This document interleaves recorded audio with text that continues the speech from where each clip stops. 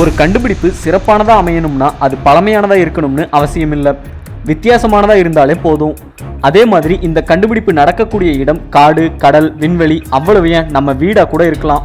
அப்படி சமீபத்தில் கண்டுபிடிக்கப்பட்ட வித்தியாசமான சில வரலாற்று கண்டுபிடிப்புகளை பற்றி இப்போ பார்க்கலாம். 4 லெக் வேல்.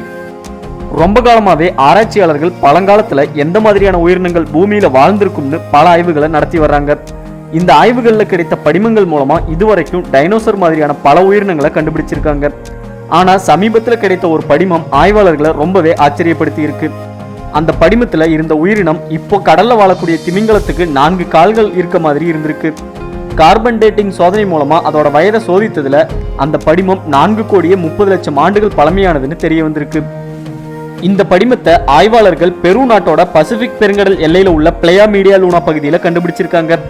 இதுக்கு முன்னாடி வரைக்கும் திமிங்கலங்கள் தெற்காசிய பகுதியில் தோன்றி உலகத்தோட மற்ற இடங்களுக்கு இடம்பெயர்ந்து வாழ ஆரம்பித்ததா தான் சொல்லப்பட்டது.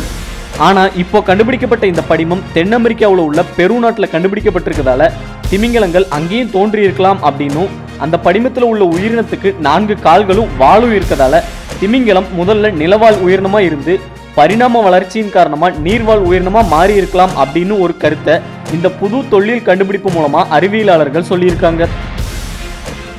City of Pompeii. பழங்கால ரோமானிய நகரமான பாம்பேய் எரிமலை வெடிப்பு ஏற்பட்டு எரிமலை சாம்பலாலையும் நெருப்பு குழம்பாலையும் சில ஆயிரம் ஆண்டுகளுக்கு முன்னாடி மூடப்பட்டதா சொல்லப்படுது. இது ரொம்ப பெரிய நகரம் அப்படிங்கிறதால பல ஆண்டுகளா தொல்லியல் ஆய்வாளர்கள் எரிமலை வெடிப்பால மூழ்கின அந்த நகரத்தை முழுமையா மீட்கும் பணியில ஈடுபட்டு வராங்க. ஆய்வாளர்கள் இதுல இருந்து தொடர்ந்து பலவிதமான பொருட்களை மீட்டெடுத்திருக்காங்க. சமீபத்தில் இந்த நகரில் உள்ள காசா டெல் கார்டினோ அப்படின்னு சொல்லப்படுற கட்டிடத்துக்குள்ள இருந்து ஒரு பெட்டியை ஆய்வாளர்கள் மீட்டெடுத்திருக்காங்க. அந்த பெட்டி முதல்ல பார்க்கும்போது நகைகளை வைக்கக்கூடிய பெட்டி மாதிரி இருந்திருக்கு. ஆனால் அதை திறந்து பார்த்தப்போ அதில் சின்ன அளவில் மண்டையோடு செய்வினை செய்ய பயன்படுத்துகிற பொம்மை, வித்தியாசமான கற்கள்னு பல பயங்கரமான பொருட்கள் இருந்திருக்கு. இதனால அந்த பெட்டிக்கு சொந்தக்காரராக இருந்தவங்க மந்திரவாதியாவோ இல்லைனா மந்திர தந்திரங்கள் மேலே அதிக அளவு ஆர்வம் உள்ளவங்களாவோ இருந்திருப்பாங்கன்னு ஆய்வாளர்கள் சொல்கிறாங்க. Wolf spider. சமீபத்தில் ஆய்வாளர்கள் ஒரு புது வகையான சிலந்தி இனத்தை ஆல்டாய் பகுதியில் உள்ள மால்டின் ஸ்கை லேக்ஸ்க்கு பக்கத்தில் கண்டுபிடிச்சிருக்காங்க. முதல்ல இந்த சிலந்தியை ஆல்டாய் ஸ்டேட் யூனிவர்சிட்டியை சேர்ந்த சில ஆய்வாளர்கள் பார்த்துருக்காங்க. அவங்க அதை புகைப்படம் எடுத்து தங்களோட ஆவணத்திலையும் பதிவு செஞ்சிருக்காங்க.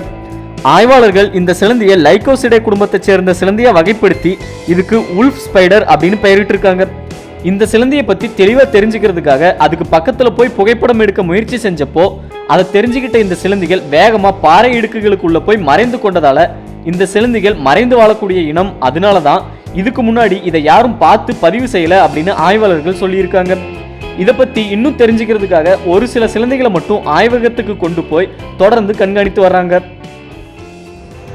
ஹேட்ரோசாரிடே. வாத்துகளோட கால் விரல்களுக்கு இடையில ஒரு விதமான சவ்வு இருக்கும். இந்த சவ்வோட உதவியால தான் வாத்துகளால எளிமையா நீர்ல நீந்த முடியுது. இந்த மாதிரியான கால் அமைப்பு வாத்துகளை தவிர பிளாட்டிபஸ் அப்படிங்கிற உயிரினத்துக்கு தான் இருந்ததா ஆய்வாளர்கள் நம்பினாங்க. ஆனா சமீபத்தில் இதே மாதிரியான கால்களை கொண்ட ஒரு டைனோசர் இனத்தை ஆய்வாளர்கள் கண்டுபிடிச்சிருக்காங்க. ஹேட்ரோசாரிடேன்னு அழைக்கப்படுற இந்த வகை டைனோசரோட படிமங்கள் ஏற்கனவே கண்டுபிடிக்கப்பட்டிருந்தாலும் அது என்ன உயிரினமா இருக்கும்னு ஆய்வாளர்கள் குழம்பி இருந்த நிலையில சமீபத்தில் தான் அது டைனோசர் இன படிமம் அப்படிங்கிறதும் இது 8 கோடி ஆண்டுகளுக்கு முன்னாடி பூமியில வாழ்ந்ததையும் ஆய்வாளர்கள் கண்டுபிடிச்சிருக்காங்க. சமீபத்தில் டெக்சாஸ் பகுதியில் கிடைத்த இந்த வகை டைனோசரோட முழு மண்டை ஓட்ட பழைய படிமங்களோட ஒப்பிட்டு தான் இந்த முடிவுக்கு ஆய்வாளர்கள் வந்திருக்காங்க. இருந்தாலும் பார்சிலோனாவில் உள்ள இன்ஸ்டிடியூட் ஆஃப் பேலண்டாலஜியில் பல சோதனைகளை மேற்கொண்டு அந்த கண்டுபிடிப்பை உறுதி செய்த பிறகுதான் ஹேட்ரோசாரிடே பற்றின தகவல்களை வெளியிட்டிருக்காங்க.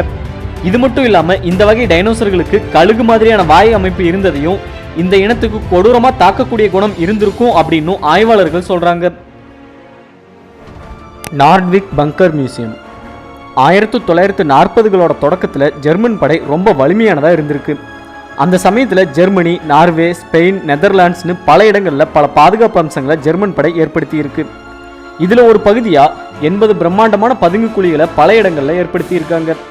இந்த பதுங்கு குழிகளில் தடிமனான சுவர், குளியலறை, மின் வசதின்னு பல வசதிகள் செய்யப்பட்டிருந்தது. இதில் பல இடங்களில் படை வீரர்கள் சரியான நேரத்துக்காக வீட்டில் வசிக்கிற மாதிரி பதுங்கி வாழ்ந்து வந்திருக்காங்க. இந்த 80 பதுங்கு குழிகளில் நெதர்லாண்ட்ஸோட நார்ட்விக் பகுதியில் உள்ள S414 ஃபயர் லீடர் பங்கரும் ஒன்று. 3 அடுக்குகளாக உருவாக்கப்பட்ட இதுதான் ஜெர்மன் படையால் கட்டப்பட்ட மிகப்பெரிய பதுங்கு குழி. சுமார் 7500 கனமீட்டர் அளவிலான கான்கிரீட்டை பயன்படுத்தி இந்த கட்டிடத்தை உருவாக்கி இருக்காங்க. உலகப்போர் முடிஞ்சதுக்கு அப்புறமா இதை அப்படியே விட்டுட்டு போனதால அந்த பகுதியில் இருந்த குழந்தைகள் இதுக்குள்ள போய் விளையாடி வந்திருக்காங்க. ஆனா அது அவங்களுக்கு ஆபத்தை ஏற்படுத்தும்னு கருதி 1970களில் மொத்த இடத்தையும் மணலை கொட்டி மூடி இருக்காங்க. 2001ஆம் ஆண்டுல அட்லாண்டிக் வால் மியூசியம் இந்த இடத்தை தன் கட்டுப்பாட்டுக்கு கீழே கொண்டு வந்து அங்க இருந்த மணலையெல்லாம் எடுத்துட்டு அந்த பதுங்குக்குழிய ஒரு அருங்காட்சியகமா மாத்தி பயன்படுத்தி வருது. Scotland river digging. சில பழங்கால கதைகளில் சொல்லப்படுற பயங்கரமான உயிரினம் தான் லாக்னஸ் மான்ஸ்டர். இதை சிலர் ஸ்காட்லாந்துல உள்ள ஒரு ஆற்றுல பார்த்ததா சொல்லியிருக்காங்க. அதனால அந்த பகுதியில் சில ஆய்வுகள் நடத்தப்பட்டிருக்கு. அந்த ஆய்வுல 2015ஆம் ஆண்டுல 2 சமாதிகளை ஆய்வாளர்கள் கண்டுபிடிச்சிருக்காங்க. அதுல ஒரு கல்லறை சுமார் 4000 ஆண்டுகள் பழமையானதுன்னு தெரிய வந்திருக்கு. வெறும் கற்களால் உருவாக்கப்பட்டிருந்த இந்த சமாதியில ஒரு குவளையும் இருந்திருக்கு.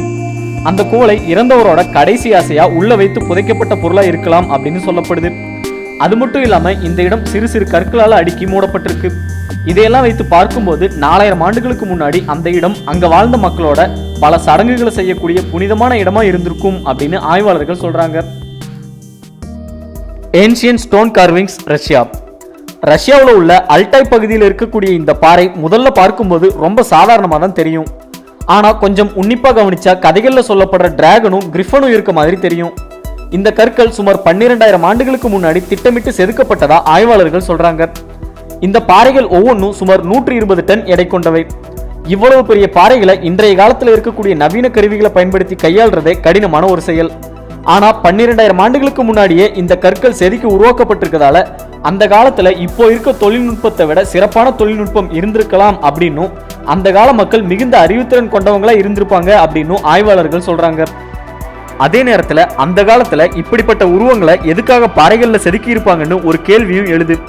இதுக்கு பதிலா சில ஆய்வாளர்கள் என்ன சொல்றாங்கன்னா, சுமார் 12000 ஆண்டுகளுக்கு முன்னாடி இந்த உயிரினங்கள் பூமியில வாழ்ந்திருக்கலாம்.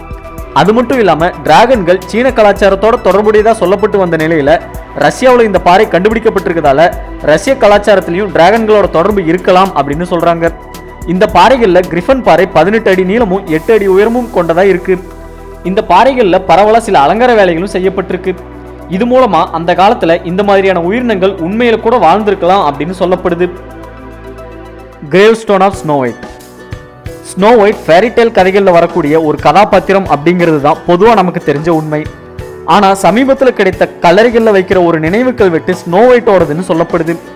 பரோனஸ் சோஃபியா மரியா வான் எர்த்ஹால் அப்படிங்கிற ஒரு பெண் 1725 வசதியான குடும்பத்தில் பிறந்ததாகவும் மரியாவுக்கு 18 வயது ஆன சமயத்தில் அவங்களோட தாய் இறந்து போனதாகவும் அதனால மரியாவோட தந்தை 2வது திருமணம் செய்ததாகவும் சொல்லப்படுது. இதுல தன் தந்தையோட 2வது மனைவியால பல பிரச்சனைகளை மரியா சந்தித்ததாகவும் அப்படி பிரச்சனை வரும் சமயங்கள்ல செல்ஃப் லவ் அப்படின்னு எழுதப்பட்டிருந்த கண்ணாடியை பார்த்து சோஃபியா தனக்குத்தானே ஆறுதல் சொல்லிக்கிட்டதாகவும் சொல்லப்படுது. இது மட்டும் இல்லாம சோஃபியா வாழ்ந்த ஊருக்கு பக்கத்துல ஒரு சுரங்கம் இருந்ததாகவும் அந்த சுரங்கத்துல உயரம் குறைந்த மனிதர்கள் வேலை செய்ததாகவும் சொல்லப்படுது. 19ஆம் நூற்றாண்டுல மரியா வாழ்ந்ததா சொல்லப்பட்ட பகுதியில் இருந்த கட்டிடங்கள் எல்லாத்தையும் இடிச்சிட்டு அங்க புதிய கட்டிடங்களை கட்டி இருக்காங்க. அப்போ அங்க கிடைத்த நினைவு கல்வெட்டு மூலமா சோஃபியா மரியாவோட வாழ்க்கை பத்தின தகவல்கள் கிடைத்ததாகவும் அதை வச்சுதான் ஸ்னோ ஒயிட் கதை உருவாக்கப்பட்டதாகவும் சொல்லப்படுது. இப்போ அந்த கல்லறை நினைவுகள் தெற்கு ஜெர்மனியில உள்ள டியோசெசன் அருங்காட்சியகத்துல பாதுகாப்பா வைக்கப்பட்டிருக்கு. மஸ்டா RX-7 ரேசர். உலகம் முழுக்க கார் பந்தயத்தை விரும்பக்கூடிய கோடிக்கணக்கான ரசிகர்கள் இருக்காங்க.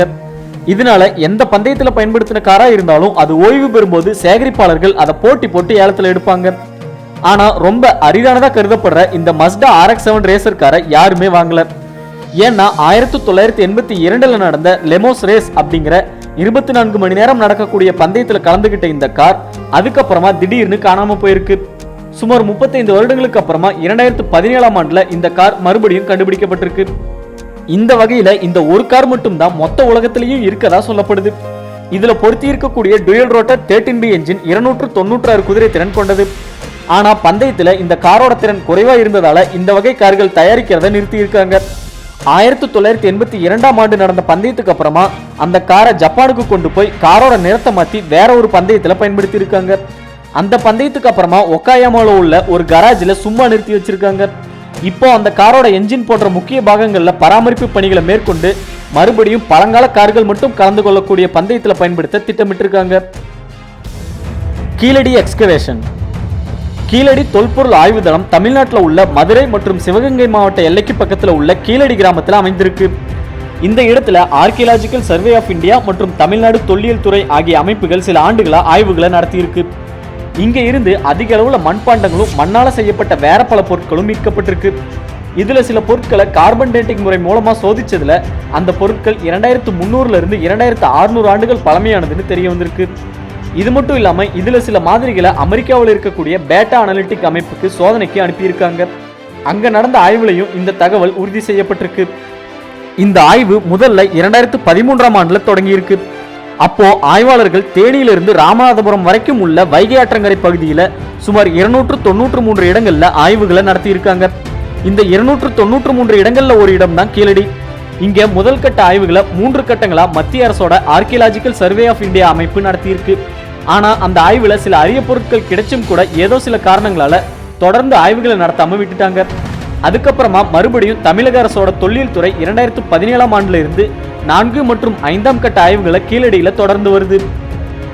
இங்க கிடைத்த பல பொருட்கள் 2000 இருந்து 2600 ஆண்டுகள் பழமையானதா இருக்கிறதால உலகின் பழமையான நாகரிகம் தமிழ்நாட்டில் தான் இருந்திருக்கும்னு ஆய்வாளர்களும் வரலாற்று அறிஞர்களும் சொல்றாங்க. கீழடியில இதுவரைக்கும் நடந்த ஆய்வுகள்ல செங்கலால உருவாக்கப்பட்ட சுவர்கள், மேற்கூரை அமைப்புகள், மண்பாண்டங்கள், சிறு சிறு அலங்கார பொருட்கள், எலும்பால செய்யப்பட்ட கருவிகள், இரும்பால் செய்யப்பட்ட வேல், தமிழ் பிராமி எழுத்துக்கள் பொறிக்கப்பட்ட தட்டுக்கள்னு பல பொருட்கள் கிடைச்சிருக்கு. பண்டைய தமிழ் நூல்கள்ல உள்ள குறிப்புகள் படி இந்த இடம் பாண்டிய மன்னர்களோட கட்டுப்பாட்டுல இருந்ததும் அப்போ இந்த இடம் பெருமாநல்லூர் அப்படின்னு அழைக்கப்பட்டதும் தெரிய வந்திருக்கு. இங்க தொடர்ந்து பல ஆய்வுகளை சரியான முறையில நடத்தினா தமிழர்களோட பல அரிய வரலாறுகள் வெளிவரும் அப்படின்னு தொல்லியல் வல்லுநர்கள் குறிப்பிடுறாங்க. இந்த வீடியோ உங்களுக்கு பிடிச்சிருந்தா லைக் பண்ணுங்க, ஷேர் பண்ணுங்க, உங்க கருத்துக்களை கமெண்ட் பண்ணுங்க. மறக்காம சப்ஸ்கிரைப் பண்ணாதவங்க சப்ஸ்கிரைப் பண்ணுங்க. நன்றி, வணக்கம்.